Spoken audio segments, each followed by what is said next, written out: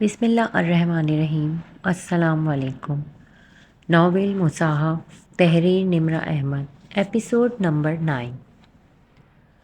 اب اپنے کرتوت پر پردہ ڈالنے کے لیے مجھے پھنسا رہے ہیں تاکہ خاموش ہو جائے۔ وہ پھٹ پڑی تھی۔ ایک لفظ بھی آپ نے میرے متعلق کہا تو میں آپ کا منہ نوچ لوں گی۔ آپ نے میرے ساتھ کیا کیا آپ کو اندازہ ہے؟ ارے یہ کیا چپ رہے؟ تائی مہتاب جیسے ہوش میں آئی تھی، ایک دم سینے پر ہاتھ مارتی سامنے آئی۔ سارا فساد اسی لڑکی کا مچایا ہوا ہے۔ یہ میرے بیٹے کو پھنسا رہی ہے تاکہ اس کے اپنے کرتوت نہ کھلے آغا صاحب۔ انہوں نے تائید طلب نظروں سے آغا جان کو دیکھا اور پھر ادھر ادھر گردن گھمائی۔ سب خاموش کھڑے تھے، کسی نے ہاں یا نہ نہیں کی۔ لڑکی کا نام محمل ابراہیم ہے۔ ہمایوں نے موبائل کا بٹن دبا کر ان کے سامنے کیا۔ اسپیکر سے آواز گونجنے لگی، فواد کی آواز جو بنا وقت کے پہچانی جا رہی تھی۔ 3 تاریخ ہفتے کی شام کو آپ کے پاس ہوگی۔ معصوم، انچوہی اور نوجوان ہے۔ آپ کی ڈیمانڈ پر پوری اترتی ہے۔ اور ایک کہہ محمل کو اپنا چہرہ تمتماتا ہوا محسوس ہوا۔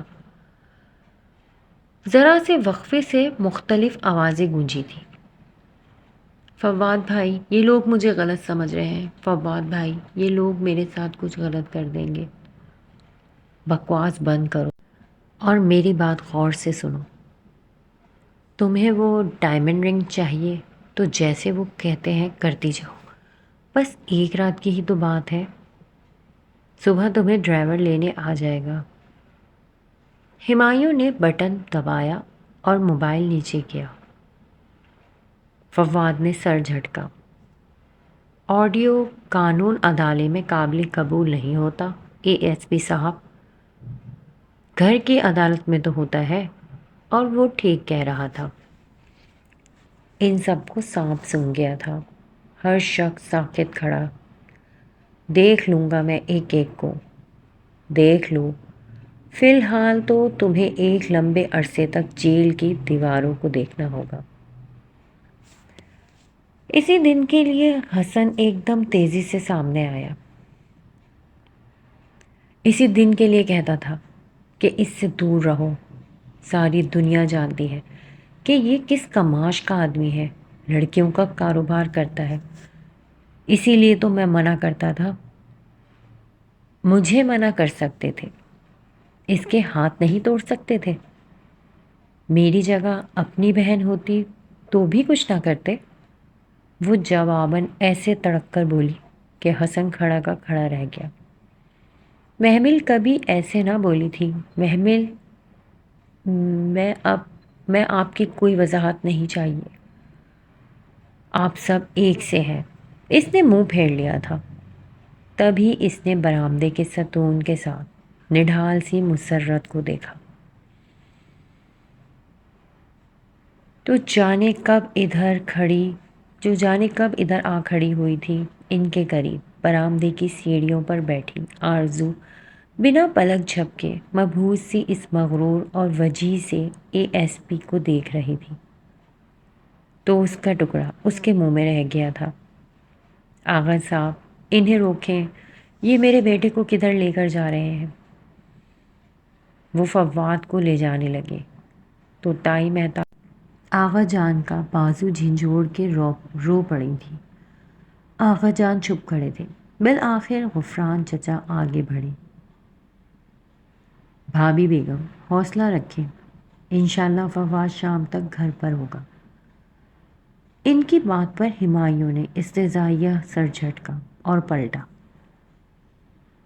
1 منٹ ای ایس پی صاحب، آغا جان ٹھہرے ہوئے انداز میں مخاطب ہوئے تھے۔ وہ چونک کر پلٹا۔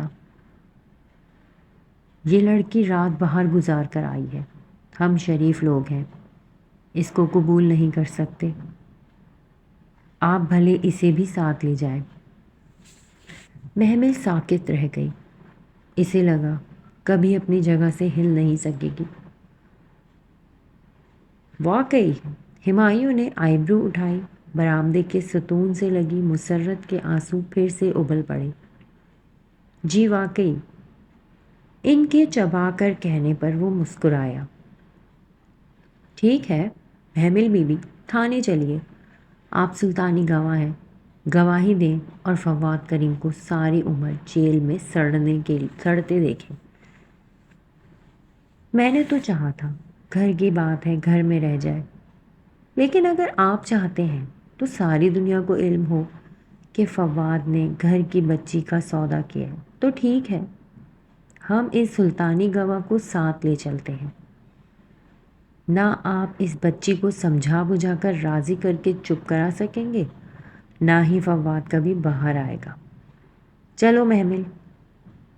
ارے نہیں اے ایس پی صاحب، محمل ہماری بچی ہے۔ بھائی صاحب یوں ہی ناراض ہیں، ہمیں یقین ہے کہ یہ پولیس کی حفاظت میں ہی رہی ہے، عزت سے گھر آئی ہے۔ وہ غفران چچا نے بھوکلا کر بات سنبھالی۔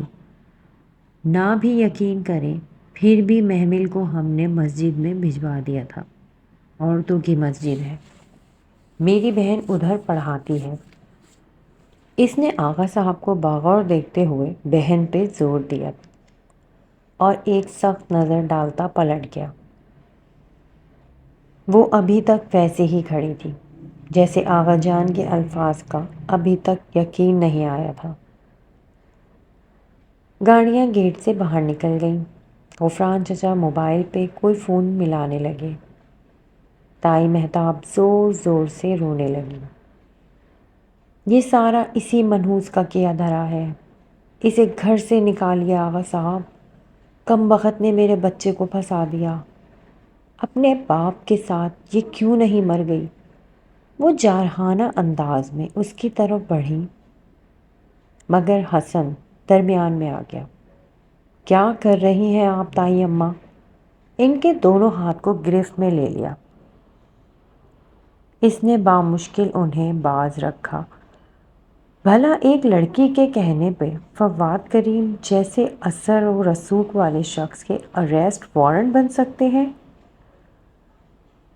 یہ جھوٹ بکتی ہے، میں اسے جان سے مار دوں گی۔ محمل اندر جاؤ، فضا چچی نے آہستہ سے کہا تو وہ چونکی اور پھر اندر کی طرف دوڑی۔ فضا اور نائمہ نے معائنہ خیز نظروں سے ایک دوسرے کو دیکھا۔ آغا جان ڈرائیو وے کی طرف بڑھ گئے۔ تائی اماں ابھی تک حسن کے بازوؤں میں رو چیخ رہی تھیں۔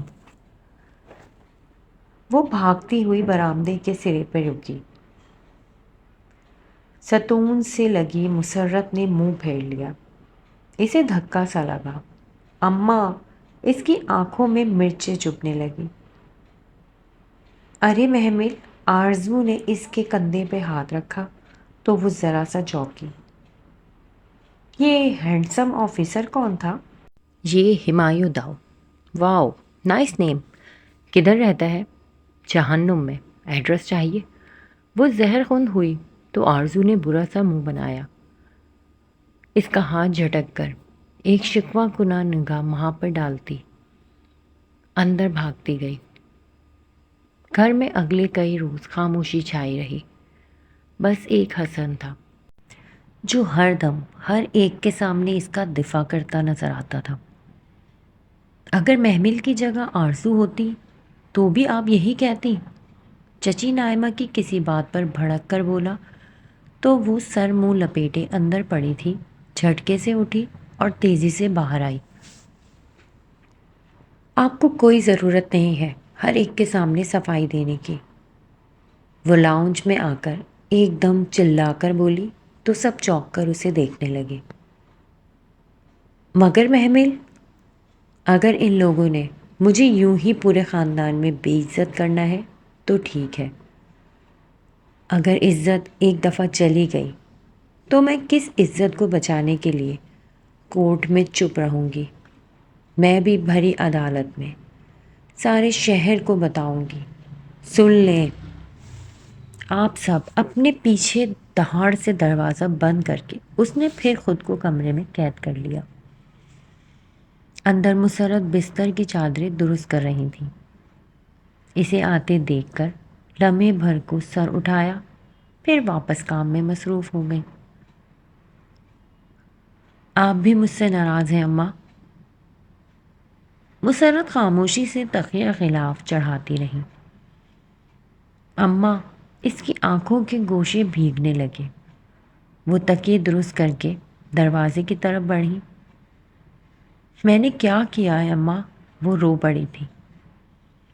دروازے کی طرف بڑھتی محمل نے گردن موڑی۔ تم نے اچھا نہیں کیا محمل۔ بہت دنوں بعد وہ اس سے بولی تھی۔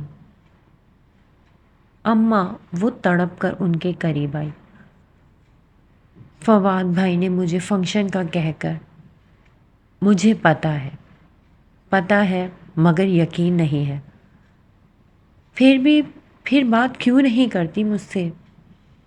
میں برسوں سے ان کی خدمت کرتی رہی کہ شاید کبھی یہ ہمیں کچھ عزت دے، مگر میری بیٹی انہی کے بیٹے کو پکڑ کر اس کے خلاف کوٹ کٹھیڑے میں گواہی دیتی پھرے۔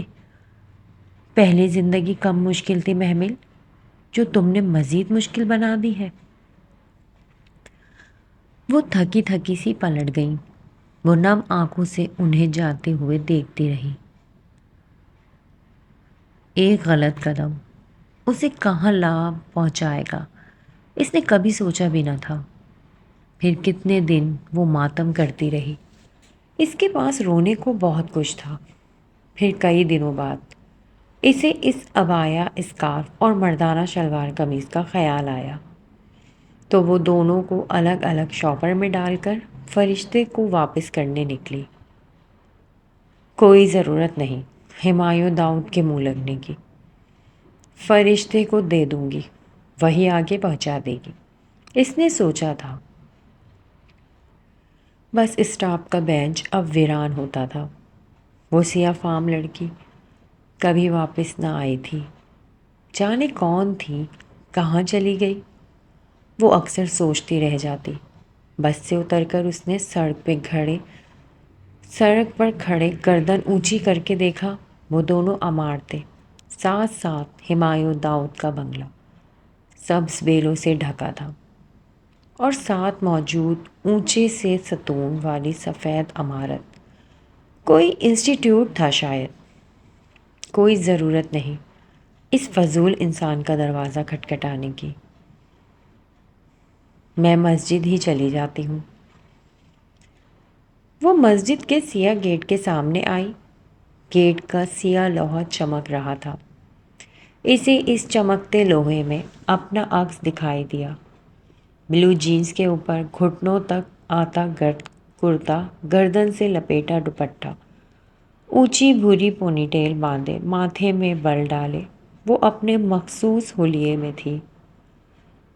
گیٹ کے اس طرف ایک بورڈ لگا تھا جس کو وہ پہلے نہ دیکھ سکی تھی۔ اس پہ واضح لکھا تھا، مردوں کا داخلہ ممنوع ہے۔ ساتھ ہی گارڈ بیٹھا تھا۔ اس نے گہری سانس لے کر اندر قدم رکھا۔ بڑا سا سرسبز لان، سامنے سفید مرمر کا چمکتا برآمدہ، برآمدے کے کونے میں ریسیپشن ڈیسک کے پیچھے کھڑی لڑکی جو سیاہ عبائی کے اوپر سرمئی اسکارف میں ملبوس، فون کان سے لگائے محو گفتگو تھی۔ سامنے سے سفید شلوار قمیض میں ملبوس ایک لڑکی چلی آ رہی تھی۔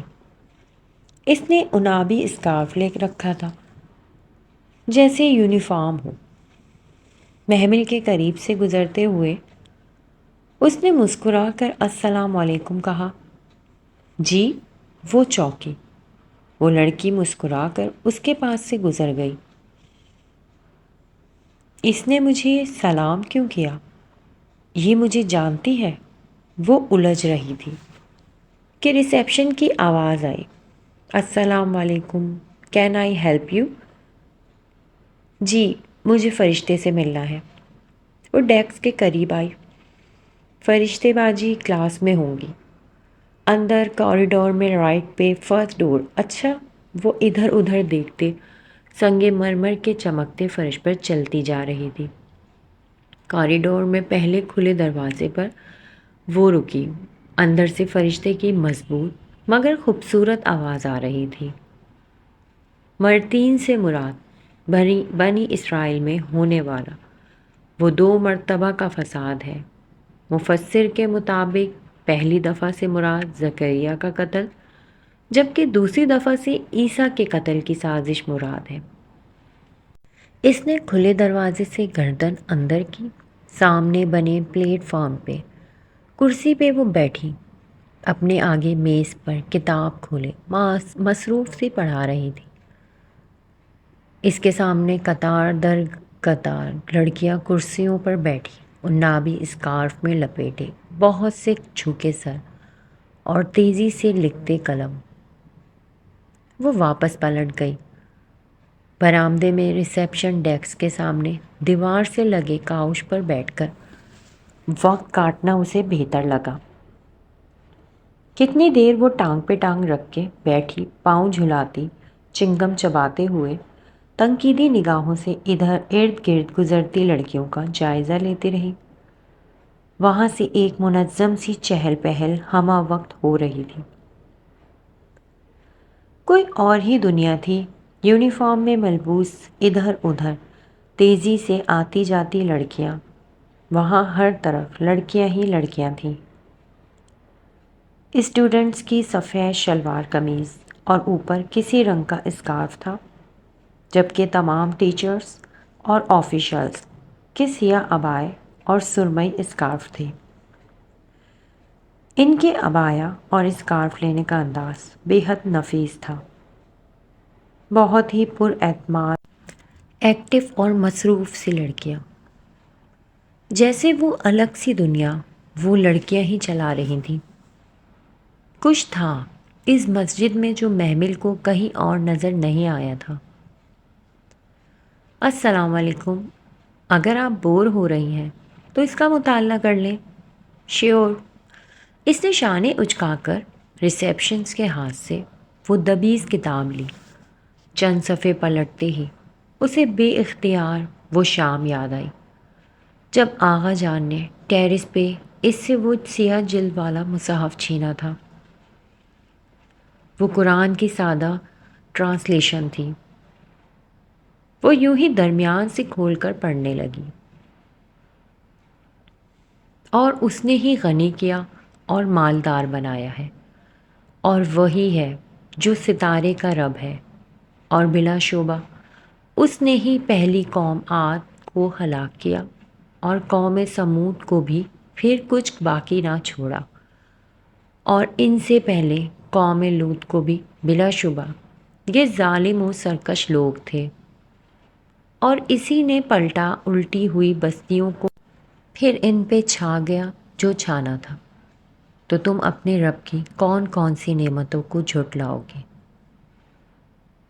محمل، ارے وہ جو بالکل کھو کر پڑھتی چلی جا رہی تھی بری طرح چونکی۔ فرشتے سامنے کھڑے تھے۔ اس نے قرآن بند کیا اور میز پر رکھ کر کھڑی ہوئی۔ السلام علیکم، کیسی ہو فرشتے؟ اس کے گلے لگ کر الگ ہوئی اور اسے شانوں سے تھام کر مسکرا کر دیکھا۔ وہ محمل سے 2 انچ لمبی تھی، شفاف، چہرہ سرمئی، اسکارف میں مقید، اور وہ کاش سی بھوری آنکھیں۔ ٹھیک، آپ کیسے ہیں؟ الحمدللہ، اتنے دنوں بعد تمہیں دیکھ رہی ہوں۔ گھر میں سب ٹھیک ہے؟ جی، اس نے نگاہیں جھکائیں اور بہت سی نمیں اپنے اندر اتاری۔ آپ کی چیزیں تھیں میرے پاس۔ اس نے شاپر اوپر کیا۔ میں سمجھی تم میرے لیے کوئی گفٹ لائی ہو۔ وہ ہنسی اور شاپر لے لیا۔ کوئی تکلف نہیں، بہت خالص سا انداز، سچا اور خالص۔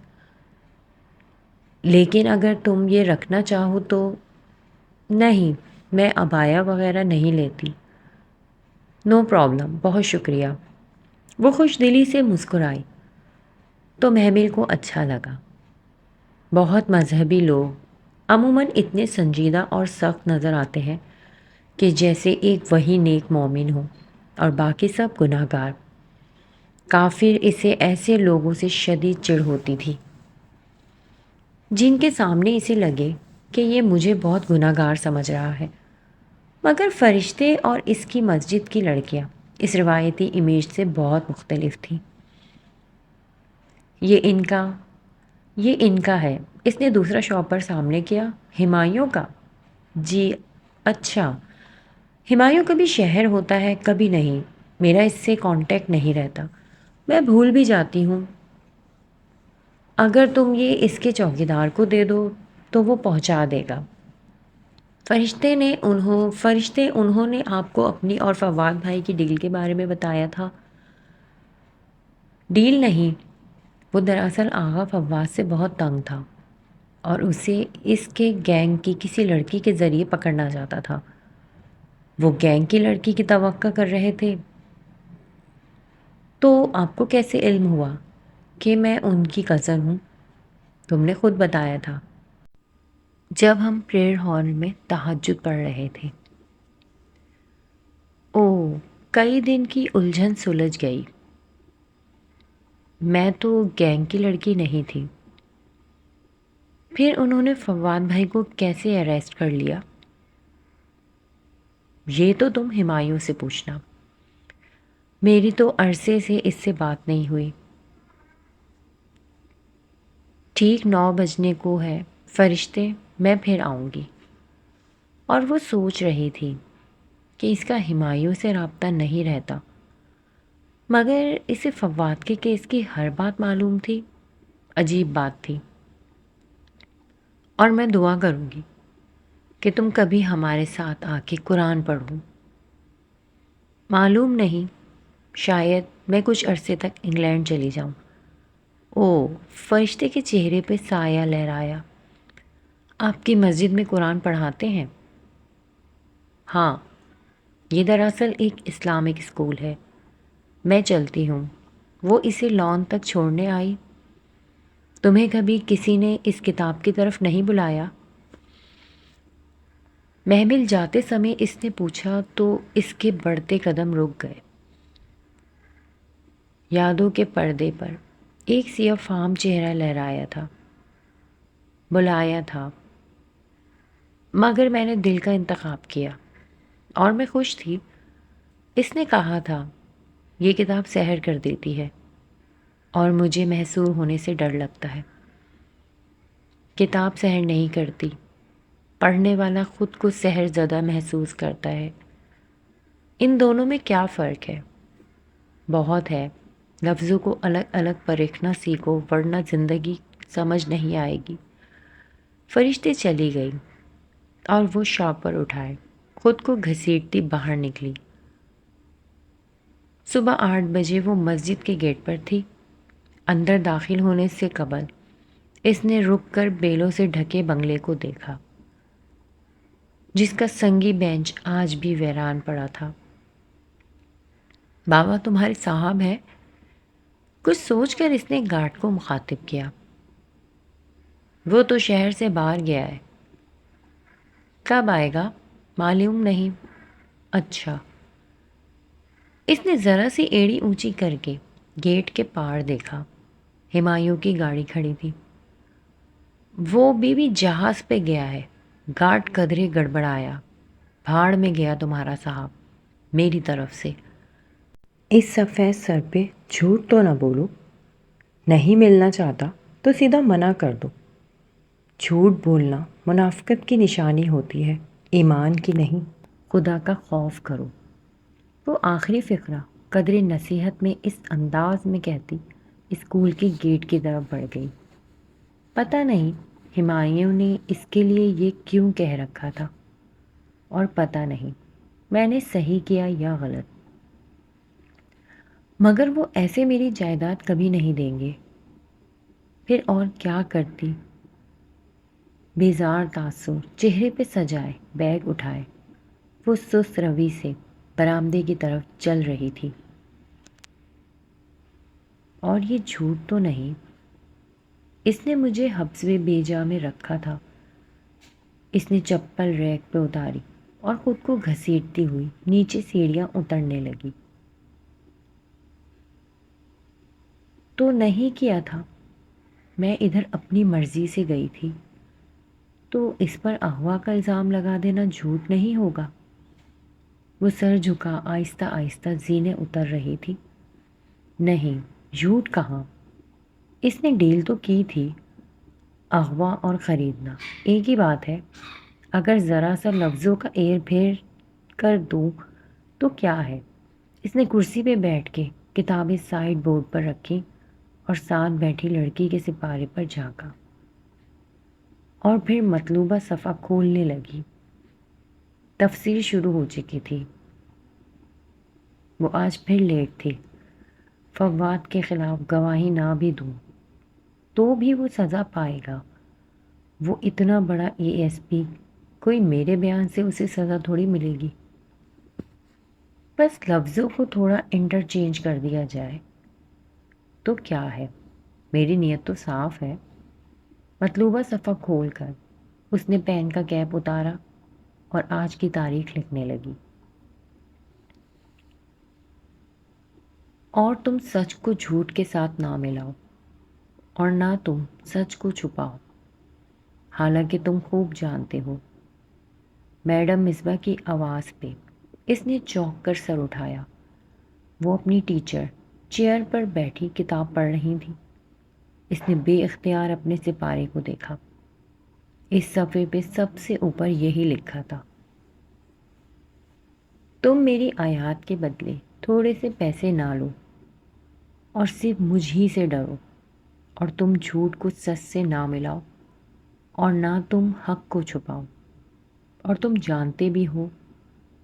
وہ سن سی بے ساکت سی پھٹی پھٹی آنکھوں سے ان الفاظ کو دیکھ رہی تھی۔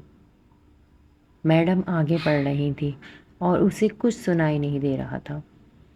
ساری آوازیں جیسے بند ہو کے رہ گئی تھیں۔ وہ بنا پلک جھپکائے ان الفاظوں کو دیکھ رہی تھی۔ کیا تم لوگوں کو نیکی کا حکم دیتے ہو اور اپنے نفسوں کو بھول جاتے ہو، حالانکہ تم کتاب پڑھتے ہو؟ کیا پھر تم عقل سے کام لیتے ہو؟ اسے ٹھنڈے پسینے آنے لگے تھے۔ اوپر پہلے گارڈ کو دی گئی نصیحت اس کے کانوں میں گونجی تھی۔ اسے لگا یہ کتاب اسے اس سے زیادہ جانتی ہے۔ پھر میں کیا کروں؟ اس کا دل کانپنے لگا تھا۔ بے اختیار اس نے رسی تھامنا چاہی، کلام کی رسی۔ وہ نہ جانتی تھی دوسرے سرے پر کون ہے، مگر اسے یقین تھا کہ دوسرے سرے پہ کوئی ضرور موجود ہے۔ صبر اور نماز کے ساتھ مدد مانگو۔ بے شک وہ نماز سب پہ بھاری، سوائے ان کے جو ڈرنے والے ہیں۔ اس نے وحشت زدہ سی ہو کر سر اٹھایا۔ پن اسکارف والے بہت سے سر اپنی کتابوں میں جھکے ہوئے تھے۔ کوئی بھی اس کی طرف متوجہ نہیں تھا۔ اس نے پھر سے ان الفاظ کو پڑھا۔ یہ کوئی مضمون نویسی نہیں تھی، وہ گفتگو تھی، بات۔ او مائی گاڈ! اس کا دل زور زور سے دھڑک رہا تھا۔ اس کے ساتھ بیٹھی ہوئی لڑکی نے سر اٹھایا۔ تو یہ کلام ہی تو ہے، اسی لیے تو اسے کلام پاک کہتے ہیں۔ وہ سادگی سے کہہ کر اپنے سپارے پر جھک گئی۔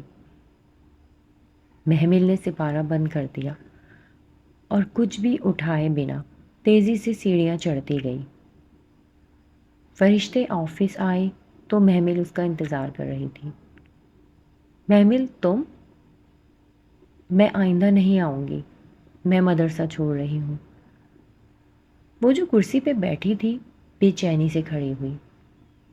اس کی آنکھوں میں عجیب سا خوف اور گھبراہٹ تھی۔ فرشتے نے فائل میز پر رکھی اور کرسی کی دوسری جانب جگہ سنبھال لی۔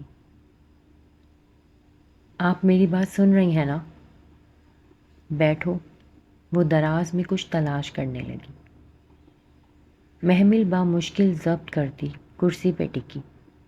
اس کا بس نہیں چل رہا تھا کہ وہ یہاں سے بھاگ جائے۔ میں آئندہ نہیں آؤں گی فرشتے، اس نے دہرایا۔ فرشتے ابھی تک دراز میں کچھ ڈھونڈ رہی تھی۔ تو پھر کہاں جاؤ گی؟ بس قرآن چھوڑ رہی ہوں۔ اسے چھوڑ کر کہاں جاؤ گی محمل؟ وہ کچھ کاغذات نکال کر سیدھی ہوئی اور اسے دیکھا۔ بس اپنی نارمل لائف میں۔ تمہیں یہ ایب نارمل لائف لگتی ہے؟ یہ مجھ سے بات کرتی ہے فرشتے، وہ دبی دبی سی چیخی۔ آپ سمجھ نہیں سکتی میں کتنے کرب سے گزر رہی ہوں، مجھ سے برداشت نہیں ہو رہا۔ میں سمجھ سکتی ہوں، جب قرآن مخاطب کرنے لگتا ہے تو سب اس کرب سے گزرتے ہیں۔ نہیں، اس نے سختی سے نفی میں سر ہلایا۔ وہ کسی کے ساتھ نہیں ہو سکتا جو میرے ساتھ ہوا۔ آپ تصور نہیں کر سکتی۔ تمہیں لگتا ہے تم پہلی ہو؟ وہ مخلوق نہیں ہے، کتاب ہے، بات ہے اللہ کی بات۔ اللہ ہی تو سوچے پڑھ سکتا ہے۔ وہ گمسم سی ہو گئی۔ میں اللہ سے بات کر رہی تھی، تمہیں کوئی شک ہے؟ جب ہم اللہ کے بلانے پر نماز اور قرآن کی طرف نہیں آتے تو اللہ تعالیٰ ہمارے لیے ایسے حالات بنا دیتا ہے۔ اس کی طرف آ جاؤ محمل، ورنہ تمہیں کربن آنا پڑے گا۔ پھر وہ مزید بحث نہ کر سکی۔ اسے فرشتے کی بات سے بے حد خوف آیا۔ اسے لگا وہ اب قرآن کو کبھی چھوڑ نہیں سکے گی۔ چھٹی کے وقت اس نے ہمایوں کو اپنی گیٹ کا دروازہ بند کرتے دیکھا۔ وہ ہک چڑھا رکھ کر پلٹا ہی تھا کہ وہ سامنے آ کھڑی ہوئی، پنک اسکارف میں مقید چہرہ، کندھے پر بیگ، سفید یونیفارم اور سینے پر ہاتھ باندھے۔ وہ تیکھی نظروں سے دیکھ رہی تھی۔ یہ تبدیلی کیسے آئی؟ وہ بے اختیار مسکرا دیا، غالباً اچھے موڈ میں تھا۔ محمل اسی طرح تیکھی سخت نظروں سے اسے دیکھے گئی۔ خیریت؟ وہ 2 قدم آگے بڑھا۔ اس کے پیچھے سے گیٹ کے باہر اس کا مستعد چوکیدار کن اکھیوں سے دونوں کو دیکھ رہا تھا جو آمنے سامنے کھڑے تھے۔ ہمایوں جیبوں میں ہاتھ ڈالے اور وہ سخت تیوروں کے ساتھ سینے پہ بازو لپیٹے۔ آپ کو مسئلہ کیا ہے فواد بھائی کے ساتھ؟ شاطر مجرم کسی بھی پولیس آفیسر کے لیے چیلنج ہوتے ہیں، اور مجھے چیلنج لینے میں مزہ آتا ہے۔ اس مزے میں اگر آپ الٹا پھنس گئے تو میں کیوں پھنسوں گا؟ تم نے کورٹ میں مکر جانا ہے نا؟ آپ کو کس نے کہا کہ میں مکر جاؤں گی؟ کیا مطلب؟ وہ یکلخت چونکا۔ وہ اسی طرح اسے چپتی نگاہوں سے دیکھتی واپس پلٹی اور سینے پہ بازو لپیٹے سر جھکائے سڑک پر چل دی۔ عقل کے سارے راستے عجب دھوئیں میں گم ہوتے تھے۔ وہ کچھ سمجھ نہ پا رہی تھی۔ کتنے دنوں بعد آج وہ شام کی چائے سرو کرنے ٹرالی دھکیلتی باہر لائی تھی۔ لان میں سب بڑے یوں ہی بیٹھے تھے، ادھر ادھر کی گوشت گپیاں تبادلہ خیال چل رہے تھے۔ محمل، میری چائے میں کینڈل ڈالنا بیٹا۔ آغا جان جس بے تکلف سے اسے کہہ کر غفران چچا سے بات کرنے میں مصروف ہو گئے۔ نائمہ اور فضہ نے معائنہ خیز نگاہوں سے ایک دوسرے کو دیکھا۔ جب سے فواد جل گیا تھا ان دونوں کا اتحاد تائی مہتاب سے ہٹ کر بن چکا تھا۔ دونوں کے خواب اسے داماد بنانے کے چکنا چور ہو گئے تھے، اور اب وہ مزید تائی کی خوش آمدید کرنے کے بجائے انہیں بے رخی دکھانے لگی تھی۔ یہ لیجیے آغا جان۔ اس نے بھی پورے اعتماد سے کب ان کو تھمایا اور پھر تائی مہتاب کو جو الگ سی گمسم بیٹھی تھی۔ تھینک یو محمل جانی، انہوں نے کس دل سے بظاہر مسکرا کر کہا۔ فضہ نے آنکھوں ہی آنکھوں میں نائمہ کو ہلکا سا اشارہ کیا۔ نائمہ نے ہوں کہہ کر سر جھٹکا۔ ان کی سمجھ میں نہ آ رہا تھا کہ یہ اچانک وہ اس پہ اتنے مہربان کیوں ہو رہے تھے۔ محمل کچن میں برتن دھو رہی تھی۔ آج اماں کچن میں کام کرنے نہیں آئی تھی۔ محمل اکیلے ہی کچن کے سارے کام کر رہی تھی۔ اس نے آخری پلیٹ ریک پر رکھی، ٹوٹی بند کی اور ہاتھ خشک کرتی اپنے دھیان میں پلٹی ہی تھی کہ کچن کے کھلے دروازے میں کسی کو کھڑا دیکھ کر ٹھٹکی اور پھر دوسرے ہی پل ساکت رہ گئی۔ کیسی ہو؟ فواد سینے پر ہاتھ باندھے مسکراتے ہوئے اسے دیکھ رہا تھا۔ وہ کنگ سے بنا پلک جھپکے اسے دیکھے گئی۔ یہ کب واپس آیا؟ تم مجھے بہت یاد آئی محمل۔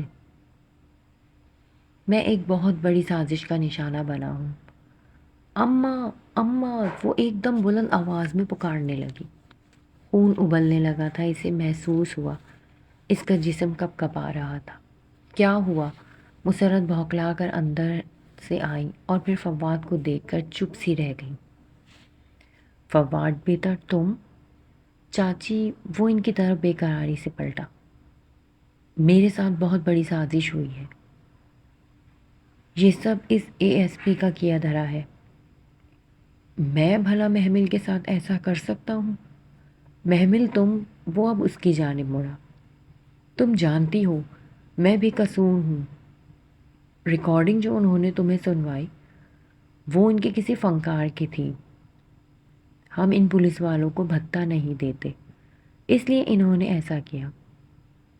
تم یاد کرو، تم نے خود کہا تھا کہ تم سائن کروانے چلی جاتی ہو۔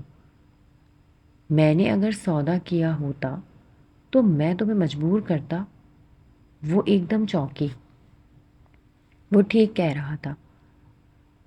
آپ نے مجھ پر الزام لگایا کہ آپ نے مجھے رنگے ہاتھوں۔ اس سے آگے بولا نہیں گیا۔ وہ سب مجھے ASP نے رات کو کہا تھا کہ میں تمہارے اور اس کے درمیان آنے کی کوشش نہ کروں۔ بھلا بتاؤ میں ایسا کر سکتا ہوں؟ پھر مجھے یقین آ ہی گیا کہ تم جیسی با کردار اور پارسا لڑکی پورے گھر کے سامنے تمہارے کردار کی قسم کھانے کو تیار ہوں۔ چاچی آپ میرا یقین کریں۔ وہ بے بس سا مسرت کے پاس جھکا اور ان کے دونوں ہاتھ پکڑ لیے۔ یقین کریں کہ میں نے کچھ نہیں کیا، اور اگر آپ سمجھتی ہیں کہ محمل میری وجہ سے بدنام ہوئی ہے تو میں محمل سے شادی کرنے کو تیار ہوں۔ آغا جان اسے دھوم دھام سے اپنی بہو بنائیں گے۔ آپ ہاں تو کریں۔ ایک بار محمل سے میری شادی ہو جائے گی تو پورے خاندان میں کوئی اس پہ انگلی نہیں اٹھا سکے گا۔ ہم ہر وہ انگلی کاٹ دیں گے۔ اللہ گواہ ہے چچی، ہم ایسا کریں گے۔ فواد تم سچ کہہ رہے ہو؟ فرتے جذبات سے مسرت کی آنکھوں سے آنسو ابل پڑے۔ وہ جو ساکت سی سلیب کا سہارا لیے کھڑی تھی ایک دم بھاگتی ہوئی باہر نکل گئی۔ اس نے رات کا کھانا بھی نہیں کھایا، سر منہ لپیٹے پڑی رہی۔